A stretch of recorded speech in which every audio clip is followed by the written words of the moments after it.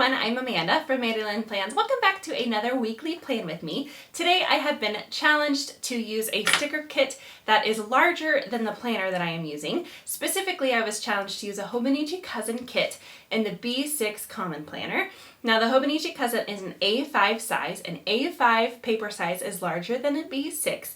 So this person wanted to see how you can make a kit that is designed for a bigger planner work in a smaller planner. So today's challenge is going to be lots of fun. I have the Java kit here from our shop. I have the A and the B pages in the Hobonichi Cousin kit, and then I have my favorite add-ons that I like to use every week. I also have my script stickers, and then a couple of tools.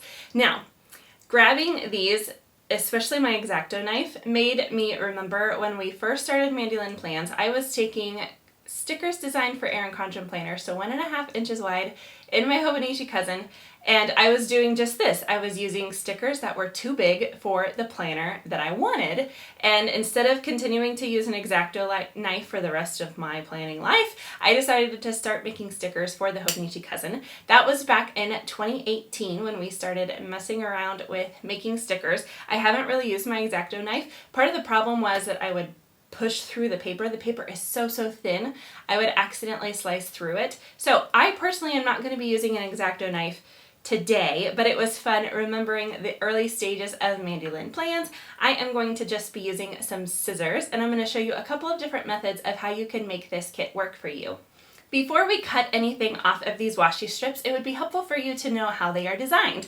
We offer seamless washi strips. So what that means is that the design starts here and it continues on with this part. So when we cut off part of the washi strip, what I want to do is cut off from this side and this side so that the seamless parts are going to be seamless in the middle here where they meet up. So what we're going to do, we're going to take this shorter, and I'm going to start it in the middle where the seamless part is going to be, and I'm going to put it all the way over, and then I'm just going to snip it right where that edge of the column is. Again, like I mentioned before, you could use a straight edge and an X-Acto knife if you really wanted to make sure that that is a super straight, clean, crisp line. Now we're going to do the same for the right side of the planner. Again, we're going to match up this side because this design just continues right on. And I'm noticing with laying this down that these pages aren't completely straight. The right side of the page is printed just a tad lower than the left side, so my washi doesn't line up at the bottom even though it's flush with the grid.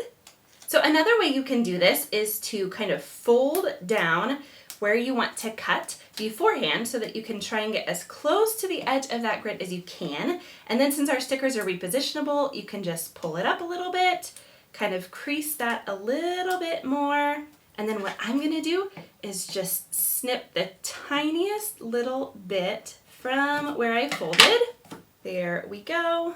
Another thing you can do if you don't really care about it being perfect, if you watched my N1 video where we used the Hobonichi Weeks kit, the washi wasn't even close to long enough. So what I ended up doing was just kind of ripping it in the middle and making it like a torn edge on one of our journal kits.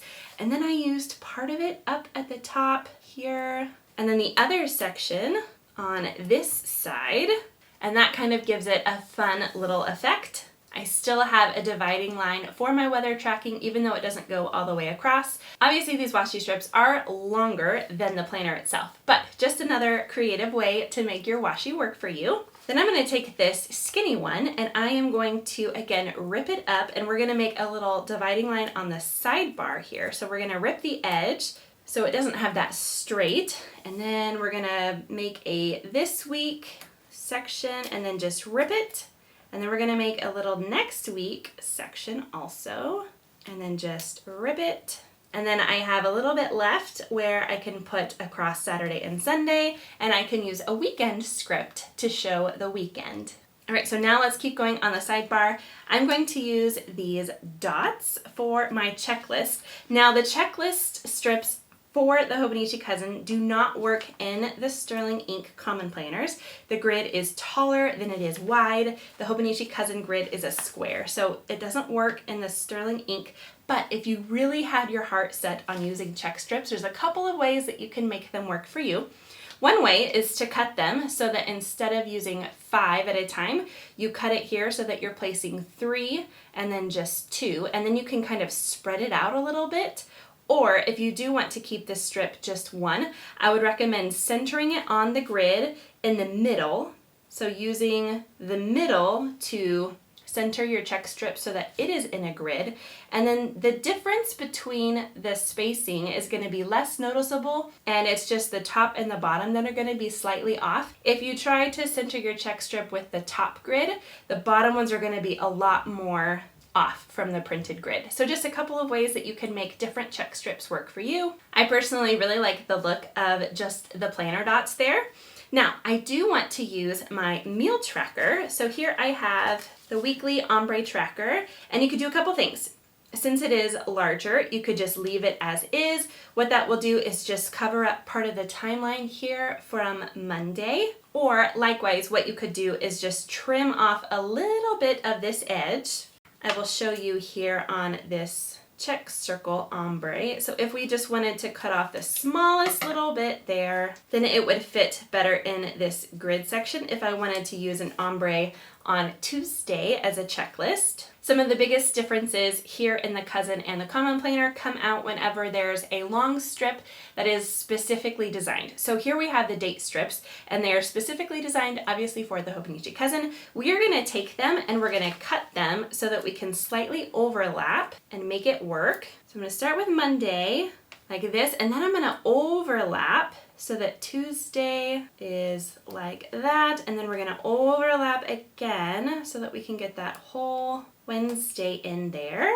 And then we'll do the same for the right side of the page. So I'm just cutting just to the left of these dots here. You know, sometimes if you like to order our Oops bags, you might get kits that are designed for different planners than you have. It's always fun, I think, to experiment with different planner kits. Obviously, it's ideal to get the planner kits that are designed for the planner that you have, but sometimes it is cheaper to go ahead and snag some of our Oops bags so you can get some stickers to play with at a discount.